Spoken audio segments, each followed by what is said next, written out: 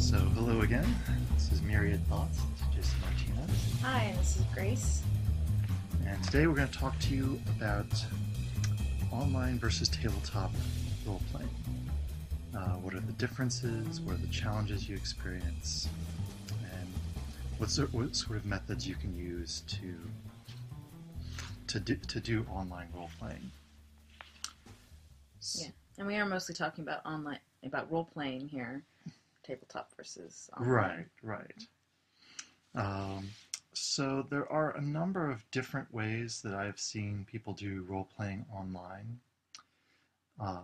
There's play-by-post, where it's sort of a forum type setting where one person writes a post and then the other people respond to that. Yeah, and I think even there's a version of that with any online chat, text-based chat where you can come in and role play as a vampire or perhaps another character or perhaps a favorite TV show setting, Yeah. There's also voice chatting. For example, Skype or Google Hangouts these days. And Google Hangouts has the additive video. Skype can also do it, but yeah. Google Hangouts is a bit more geared towards it, in that it rotates and has it can sense who's talking, and that person gets the big screen. Right. So let's pick one of these or some aspect of them.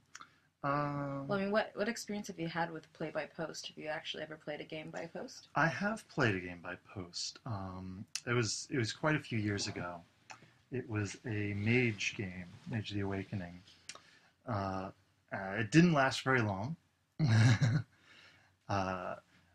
It was nice in that you built a sort of a record of your play as you went along, because each post, you just follow along and easily be able to catch up with where the story was.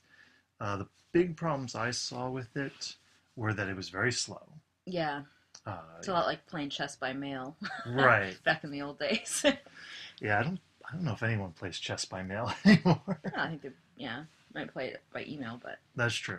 Which is a little bit faster. Yeah, I've never actually played by post. I did do some chat room based role playing, but honestly that always seemed a little silly to me. I mean, basically because if you're doing it in a chat, there's not any actual core rules. There's no one acting as GM. I don't know. In play by post, how do they generally deal with randomness? Do they have a dice roller built into the? I'm trying to recall. I believe we went. No, there was a dice roller involved, built in. Mm-hmm. In that case, into the form that you guys were playing on. Into the form that we were playing on. I think it was Mythweaver, I want to say. Mm-hmm. But I mean, in other games, you might just go by trust. Mm-hmm. And I think you also have the idea of, playing by post. There's a little bit of a remoteness to it, in my opinion, in that you don't get to see. You don't have. I mean, on one hand, it's a pro because when you want to post something about what your character's doing and things, you can spend as much time as you want and really dig into your character. However, if the other person's not online at the same time, they don't get to respond to it until a couple days, and right, you get much less in the way of dialogue. Yeah, and it's a lot. It's probably the most different from the traditional tabletop role-playing game when we're looking at online games. Right. Because with both Skype and iTabletop and Google Hangouts and such, those you schedule with all of your players to meet on a specific time and yeah. Right. So there's a lot there's very, very little in the way of interaction that goes on in a play-by-post. Yeah, it's almost more like a sort of joint fan-fiction writing, Right. And that's probably what I mean. It doesn't help with group longevity, because it's much more likely that you'll have some players who are flaky, and if they're flaky and they don't post for a while, they might just totally lose interest, and then you're just writing by yourself, and then it's not so much fun. Which is what happened in the game that I was playing. Yeah, well, yeah. I've had better experiences with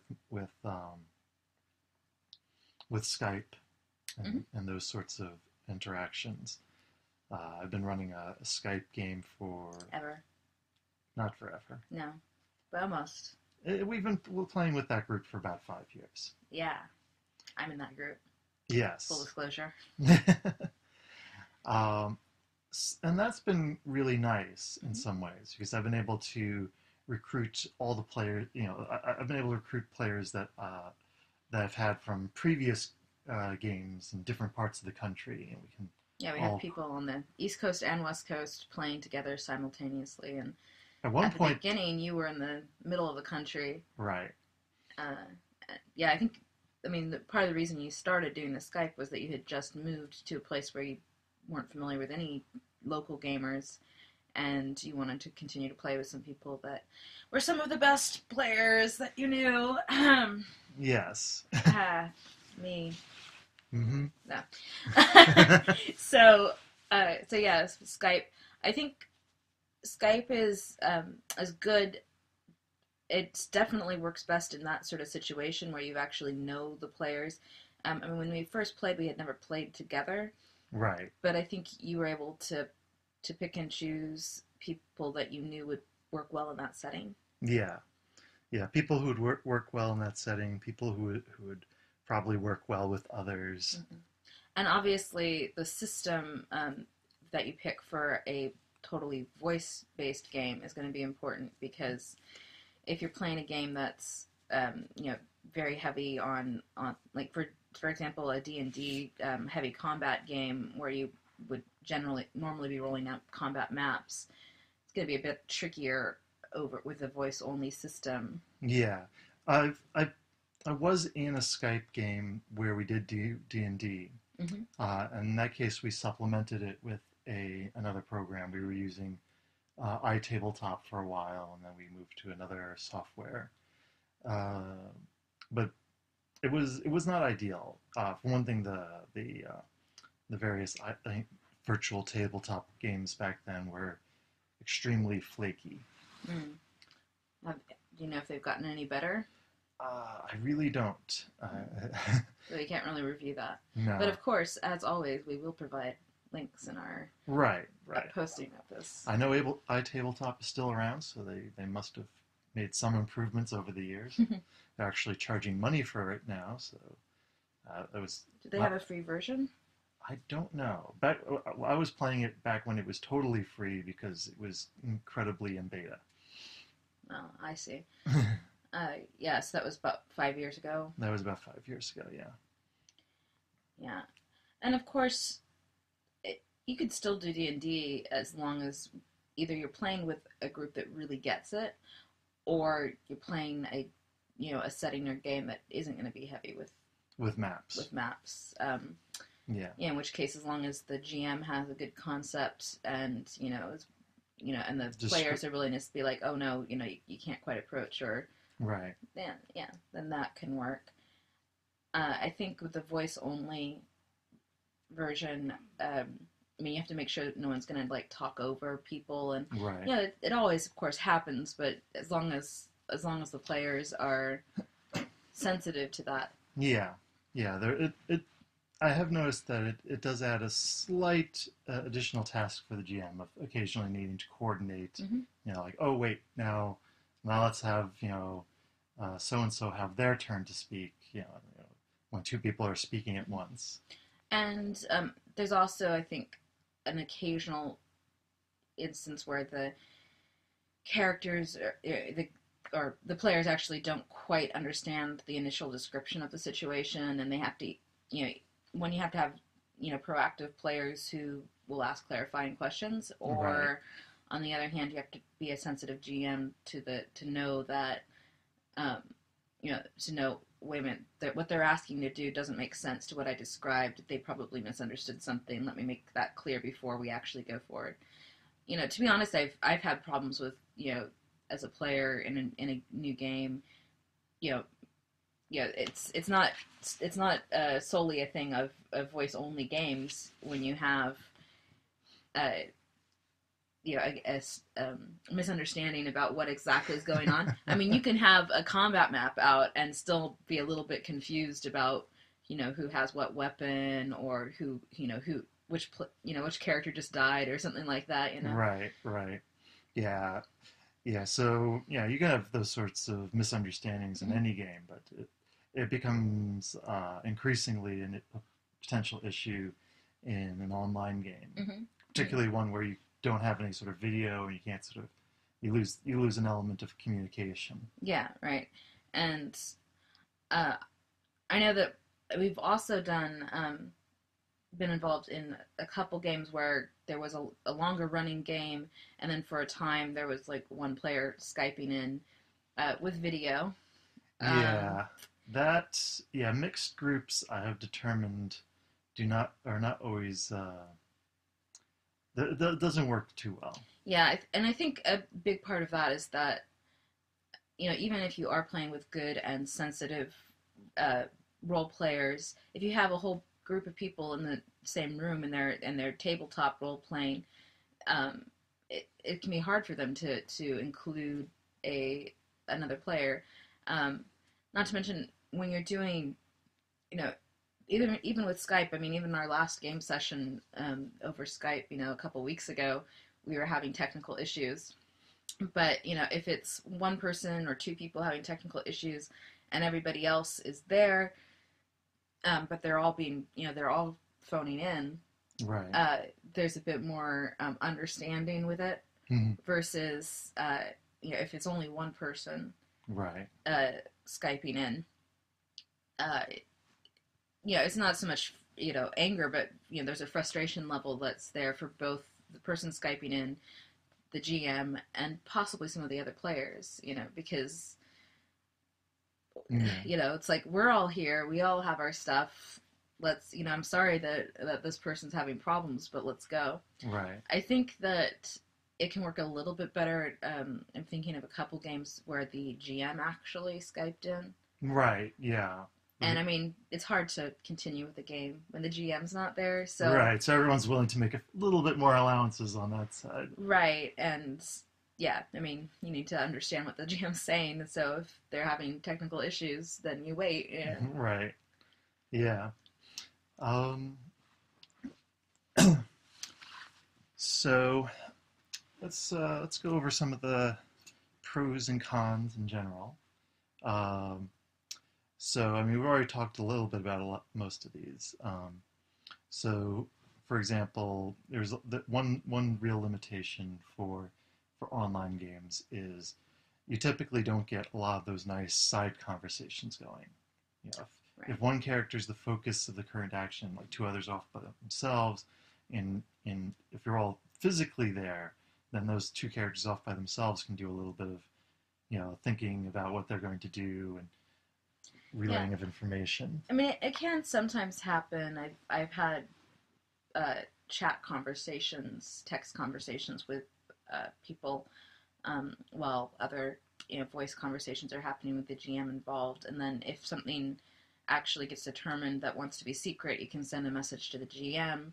So in tabletop games, you'll have a player write a little note to the GM and send it to him. My character's doing something sneaky, or my character is trying to figure something out that maybe other people wouldn't know to react to, and or the GM sending that kind of note. And you know, technically, when you're using Skype, that should be even easier because everybody's sitting at their computer.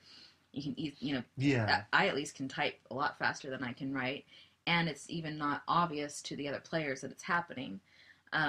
But in reality, in my experience, it doesn't happen very much. Yeah, people don't send a lot of secret notes. I mean, people don't send a lot of secret notes in general. I think to some extent it's the games that we've chosen to play for I Skype. think so. I mean, if we were playing a more sneaky game, Yeah, we were playing Vampire. yeah.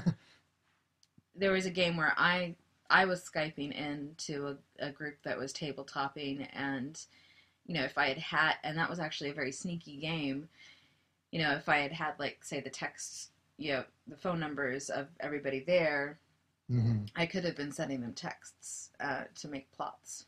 That's true. But as it was, my screen was right there, and if I had typed something, it would pop up on my screen, and that would be obvious to anybody. Yeah. But if everybody's Skyping, yeah. Skype Amber. Note to self. So we're trying to do a rundown of the pros and cons, right? Right.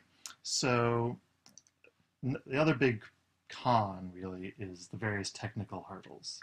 We've sort of mentioned that, that you can have dropped calls, you can have bad connections, and that can be a real Hurricane Sandy. Yes, hurricanes, and that can really kill your that particular game session. At least, especially for one player. But if several people are having trouble, then everyone's. Or if it's a key player for that game, then it just hurts the game as a whole. Yeah, no, but you got to realize there's something similar will happen in a lot of, in a table-based game. Something comes up and the person can't make it.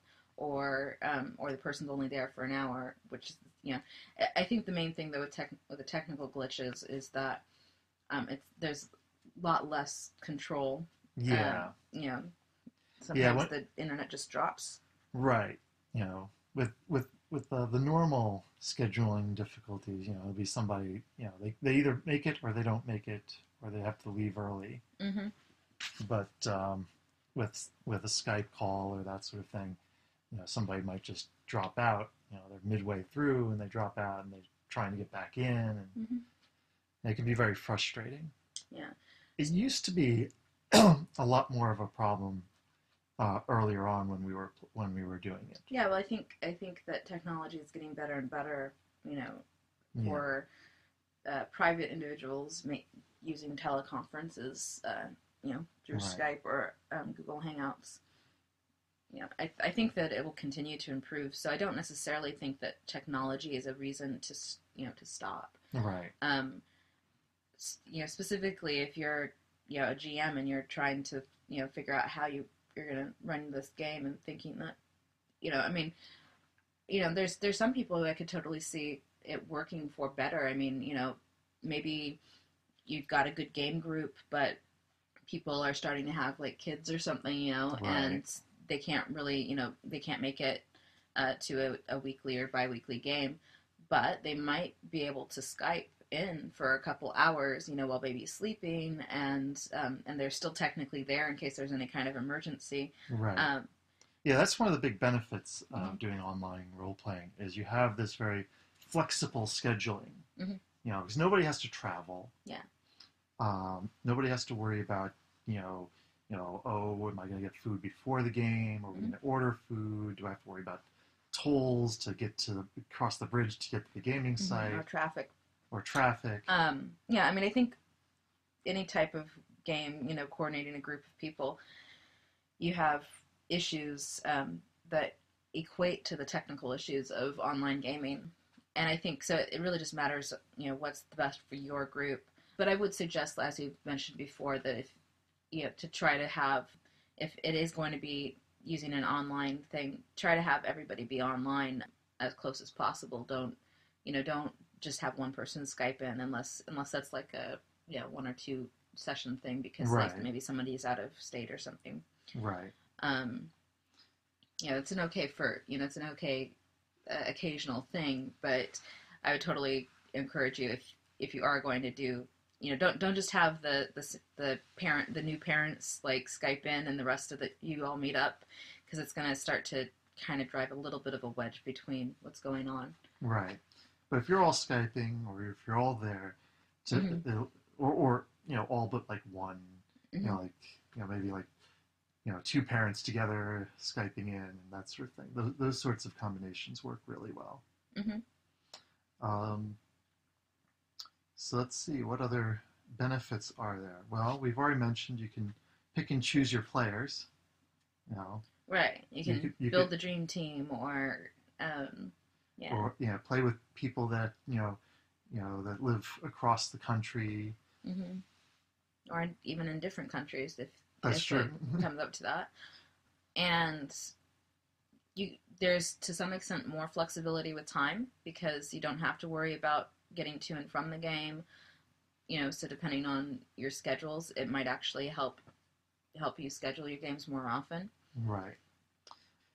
So I think that's pretty much the big pros and cons. Now there are specific issues that will come up in doing a role playing game online. The big one, of course, is the need, which we've sort of touched on, is the need for sort of common table. If you're doing maps, you need some sort of mapping software that everyone can look at.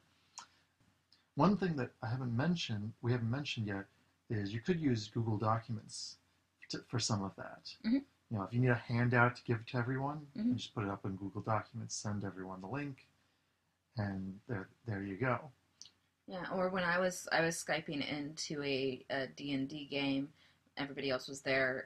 The GM was prepared. He had the pictures that, he actually had pictures to show, to show his group, and he had them on his iPad, but he would also just quickly send off an email to me so that I could see what other people were seeing as well. So there's that. And in that game, at least, I didn't really have any problems with the boards because there was a board out on the table and we were doing video. So right, that was a D&D game. It was very mm-hmm. focused. For the combat, we would just move your camera to look at the board. Mm-hmm. So certainly, the only experience we have with actual online common table games, you mentioned iTabletop, and we're going to put a link to there. But if any of our listeners out there have had good experiences with any common table simulators, please let us know. We would love to find out about these, and we can review them perhaps in a future. Yes, a future podcast. Future episode. So another thing that you often need, sort of part of the table, is a die roller. Yes. There are a lot of different ways you could do that. Unless you're playing Amber. Yeah, sorry. Oh, right, yes. If you're playing Amber, you don't have to roll dice because there's no dice in the game. Right. But the two ways that I've dealt with it in the past is to have an online die roller. Which we will link to, at least for White Wolf. There's That's other fun. ones. That can be fun too because other people use that dice roller, and sometimes it's fun. Oh, look, they're playing werewolf. Oh, they had to do a rage check. Yeah. Right. That can be fun. Yeah. And the other way is if you trust your players enough, and I usually do. If I'm gonna pick and choose who I'm gonna role play with, I'm going to pick people I can trust. I've totally been lying. Then I'll let. That's not true. I actually play in the same room as you. You get to see my dice. Right, but you can just sort of trust the other person to tell you what really happened with their dice. Yeah. Of course, with online dice simulations, that might be an interesting side blog post to talk about what is true probability. But nothing's really random. Yeah, nothing's really random. But even dice aren't really random. No. So as long as it's random enough that it's that if you're doing a simulationist game, things are coming out right, or if you're doing a epic game and people are getting enough epic successes, then it should be good enough for government work, or role playing. Role play. That's a new slogan. Okay. So the other bit common issue with online role playing, and it's not really all that different from normal games, is scheduling. You need to find times when everyone can work together, which is difficult even for people who are all living in the same area. But when you start bringing in people who live in different time zones, that adds an extra level of complexity. Yeah, but then again, like I mentioned before, if you're gaming online, you don't have to factor in stuff like traffic and commute times to and back and forth. You can game right up, to someone on the East Coast, and if you've got East Coast and West Coast playing together. Yay. Right. But then you can have somebody, if they're willing to, play right up till bedtime. Right. And Uh, whereas if they had been playing, in face to face, they'd have to factor in half an hour or more possibly to get home, get to sleep, feed the cat, Right. all that. Right. Right. Um, one thing that I would point out, which has not been an issue for me because I've always been playing with people I know, but if you're going to do a pickup game on the online, Mm-hmm. you have to factor in the other issue of player flakiness. Mm-hmm. We always have, in any game. Dandruff, you mean? No, That actually shouldn't be a consideration online. no. I mean, Oh, sorry. players who don't always show up to games. Ah, that kind of flakiness. I mean, you see this in any gaming group that is bringing in new players. There'll be those players who are not really all that into it, Mm-hmm. and so they might just choose not to show up, Mm-hmm. which can be a pain, and that can be even worse online Mm-hmm. because you have that extra level of separation. Mm-hmm. Well, or even a person who was totally in for the game, totally wanting to do there, but didn't actually think of testing Skype beforehand, say, Right. and then they don't get it working for the very first game. That kind of would be aggravating for a GM. Mm-hmm. But of course, the GM might also ask for a test run, at least contacting each of the players. And I don't know. The other side of that, though, is that if you're doing a pickup game, even with people in your area and you're deciding to do it online, it can be nice if you don't maybe not want to invite strangers into your house. I know some people will, tend to have their first pickup games at like public venues, but the nice thing about online is actually you can role play from your house with strangers. Right. So that's sort of a nice way to sort of deal with meet new gamers in a way. Mm-hmm. Meet new gamers, get to know people, and especially if you're like living with somebody who doesn't want I don't want any of your strange gamer friends over here. Right. Yeah. Yeah, you can just deal with your strange gamer friends online. That's right. Strange friends. Yeah, you will always get a lot of those through role playing. Nothing bad with that. They play the best characters. Usually. That's for another time, right? The player type. Right. Okay. I'm trying to think of anything else to say about online role playing. Well, what about mix online versus tabletop? I mean. Right. Well, we sort of touched on that a number of times, but yeah. So you can have different proportions of people who are online versus remote. I mean, I suppose in theory, and actually I've done this once. We've had a local group that we all went off, we graduated from college or grad school, and we went our separate ways, but we wanted to bring the game to a nice conclusion. And so our local game became a Skype game. Yeah. Which is kind of nice. If you have a game where you definitely see that you want, maybe you don't want the game to end, or that the game is going to end, but you don't want to end it right then and there. Mm-hmm. You want to get up to that last epic fight against the God King or whatever. You can turn that into a Skype game and sort of prolong the game that way. Mm-hmm. So, I mean, what's sort of our last final recommendation as far as online games? Play with people you know and trust. I think, if you're gonna for your first online game, you yes, say? Yes.